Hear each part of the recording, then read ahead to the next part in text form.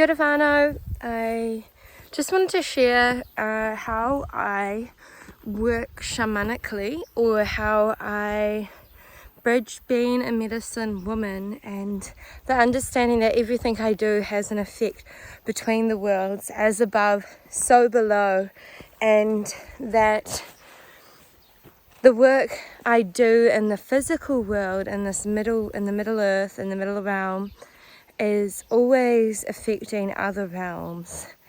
And I've really been with this exploration of how to curate the work that I'm doing and the labor work that I'm doing in the physical field, and curate it so that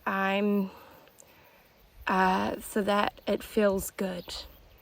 Because I've been working and picking up in the land here where I'm working. There was mines throughout the land, and then after that Cody felling, and so there is a strong imprint of the masculine archetype who is overworked and undernourished and a slave to the grind, and that feeling of being really lonely, and the body feeling heavy and moving slowly and trudging, and this kind of numbing routine of waking up and having a cup of joe and then grabbing your pickaxe and metal hat and trudging up to the tunnels, to the shafts, to mine. And I've been feeling that kind of trudge, and my body's been feeling heavy.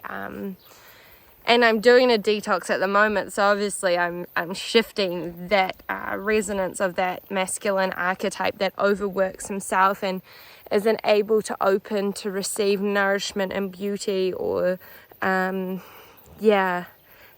kind of like enslaved to his life. And I've been detoxing that from my own bloodline and my own DNA. And so this is something that I have taught a lot of those who have worked with me in my gardening business, is around how do we shamanically work or co-creatively work with the beings and the support of the divine. How do we open to the flow so that we are moving with that river, with that wairua, and that carries us through our work, and it's a service, a co-creative service. And I just wanted to share about that, because there is in my life, I've been self-employed a huge amount of my life, and have always been a natural entrepreneur. So I haven't it's not very, like, I've dipped in and out of working for people, but a very small percentage of my working life has been in service to other people.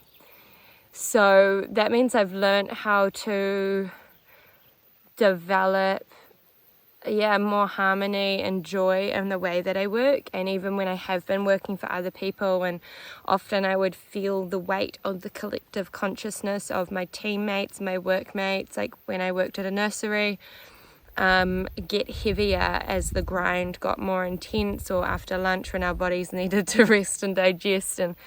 And so I developed tools of how to work magic so that it would lighten the day, and I wasn't giving my power over to this idea of the grind, and so that the work nourished me. It's like a commitment to being positive, and a commitment to, like, the fact that I know I deserve to enjoy what I'm doing. You deserve to enjoy what you're doing at your work. And there are ways where you can choose. It's a choice to enjoy your mahi. There's ways that you can choose to really be in your power and to shine with your mahi.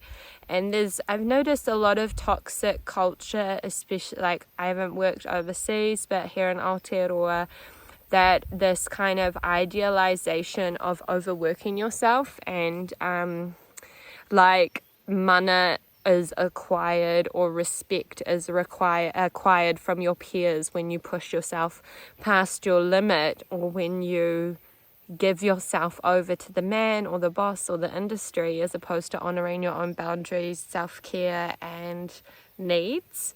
And I've always thought, fuck that. Like it's really nourishing when the whole team is like together and there's that team spirit, like, yeah guys, let's get this done, like woo, and it's like a high vibe. But when it's like this idealization of the disempowered overworker, fuck that shit. Like, fuck that shit. I remember being at a nursery where, like, I worked at an organic nursery where everyone worked like an extra 20 hours than what they were paid for, and in the weekend they were expected to water the gardens, which was like a 4-hour job. And I kind of just said, as a nursery worker, I said, I'm sorry, like, I'm not going to do that. I've learnt to value my self-care, my health is my wealth and my well-being, and you know, that's my boundary. And my co-workers were like, well, lucky for some, and like had this whole toxic culture around it was cool to push to have this self-destructive work life. And fuck that, actually. Fuck that, team. Fuck that. So yeah, so coming to my day here today, I'm a little bit up further on the property, and last week we had a guy come in who mulched all the gorse. The job today is to sweep and rake the road or the pathway from the gorse cutting, so that we can walk up here bare feet and not get prickles in our feet. And yeah, my body's going through a lot. I'm not feeling great physically, but I'm just holding myself tenderly, and I know that the movement of gentle work feels really good to kind of support that which my body's going through right now. And as I arrived at my work, and like, you will hear this through so many different teachers and pathways, that and the more, like, especially lately with everything that's happening in the collective, slowing down is such a key and such a medicine for us all. To slow down is to move through the emotional body, to diffuse all of the ripples, to allow everything that you haven't really given space to attend to within your auric field, within the physical body, to simmer and find its place and settle, to come into presence. And slowing down is a process, and so that can take us a little while to come into presence. And I find, especially with gardening and outdoor work, or in any work that I do, if I don't slow down and pause to arrive and allow my entire being to arrive at the mahi, no matter how I'm feeling, to just invite all of me here and what I'm doing, and that here can actually serve me despite how I'm feeling or what I think or what else I might have to do. That slowing down is such a medicine, and I found that it makes my day go so much faster, that I'm far more effective and productive in what I'm doing when I do slow down.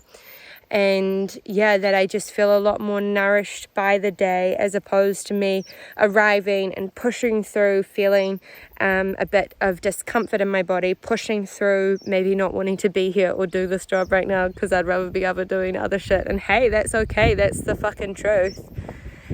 But this is a task, and this is all the, you know, there's another alignment that I do want to do this job. It's just not, whatever.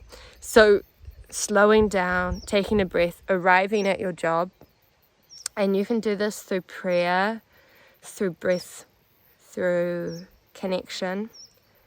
Often I'll say a prayer or a takutaku when I arrive at my job and my work, or I'm transitioning into another activity or project. And today, as I came up here, this could have been really shitty hard labor in the hot sun with prickles all in my hands, but no, it isn't. I've decided that's not going to happen. I've decided that this is going to be a divine service to me, to the whenua, to all of the people that are going to be walking this pathway after I've cleared it. And that's very shamanic, actually, and it's far more empowering to be able to step into the mana of this task, the power of this task, and the greater ripple that it has throughout the dimensions. So yeah, as I arrived this morning, I had a walk around the site, and it's something I always do when I'm working outside to begin, is I have a walk around the site and just check in and like assess the situation, greet the plants, greet the different areas, greet what I'm about to do, give myself time to have an overview. And then I realized that there was a huge amount of energy because of suddenly all of the gorse, all of these individual plant beings have just been ploughed and mulched and cut down and essentially killed. And they knew for some time, because it had been planned for a month, so I could feel that they knew that that was coming and that was consensual.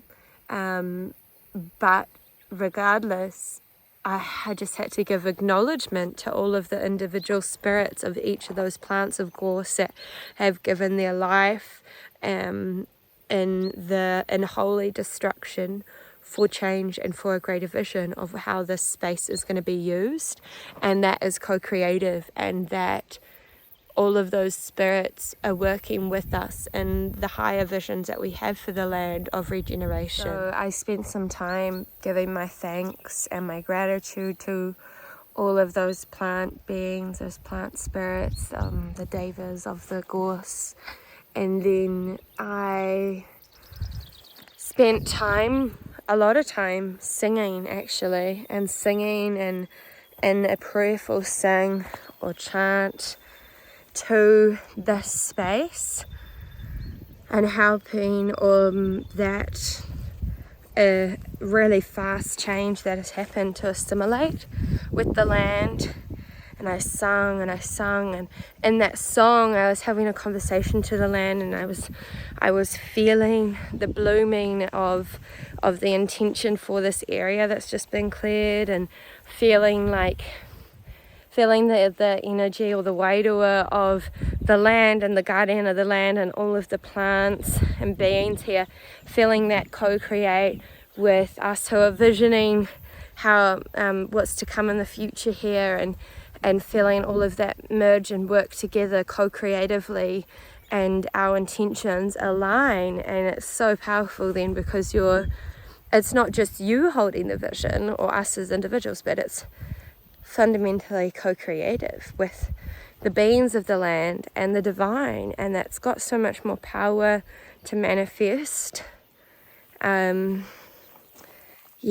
also then we opening to potential, and to potential of the unfolding of those visions beyond preconceived ideas, because it is co-creative. So there's miracle, and the unknown can weave in there, which is really fucking exciting and cool, and takes trust, but is super rewarding. And so yeah, I sung and had this deep conversation through my song with the land, and felt everything settle and arrive. And then I greeted the earth, and I greeted my job and my task at hand of clearing the pathway of gorse.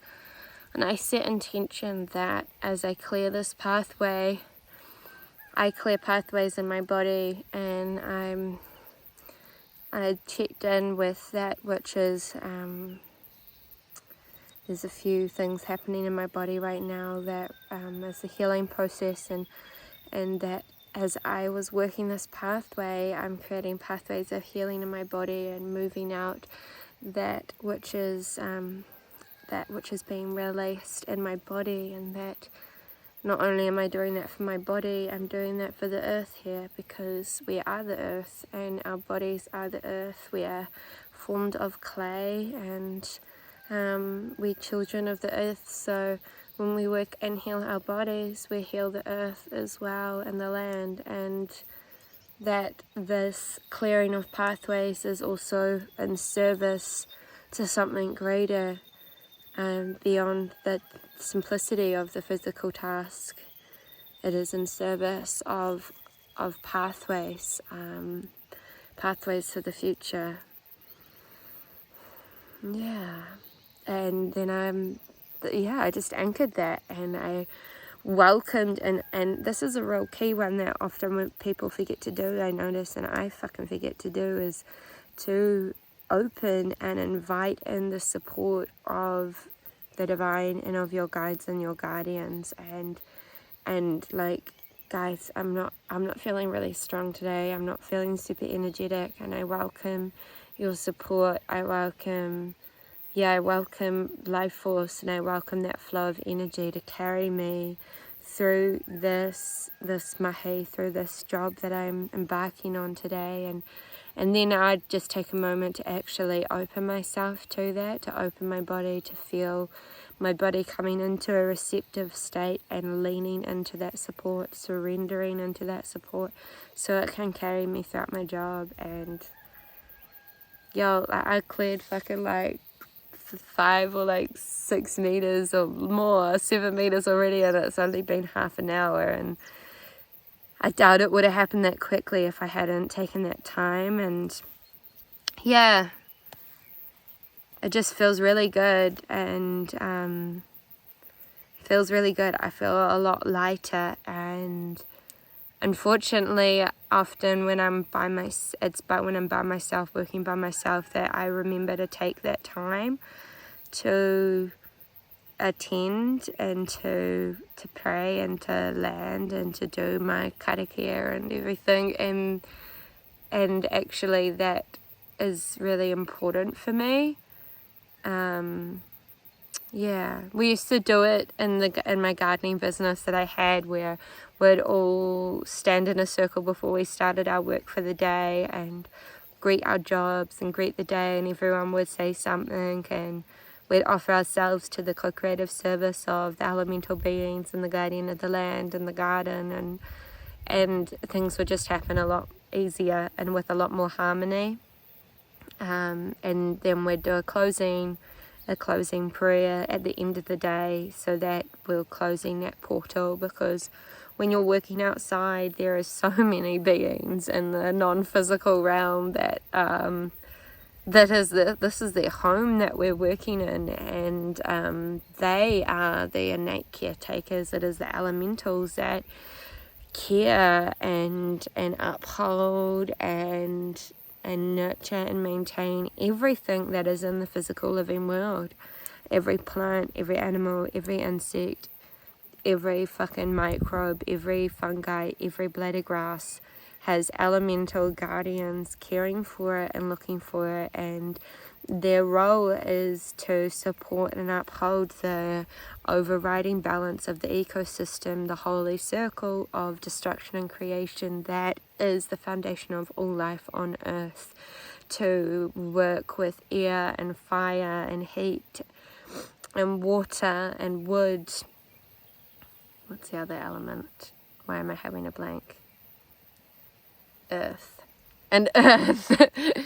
That's why they're called elementals, because they're artists of that, they're the masters of that. And you're in their whare when you're outside. Like, it's our whare too, but it's pretty fucking cool if we can open the gateway to their world and work with them and work in co-creation with them, and then close that gateway at the end of the day. And it's a very powerful practice, and I hope that this kōrero is supportive for you, especially in these hot days if you're working outside, and it can be really hard out in the heat there, but take care of yourself and drink plenty of water and have breaks to drench yourself with the hose, or jump in the river if there's one nearby, or take a few deep breaths and pause when you need to, so that you're able to stay connected to your body and in your body,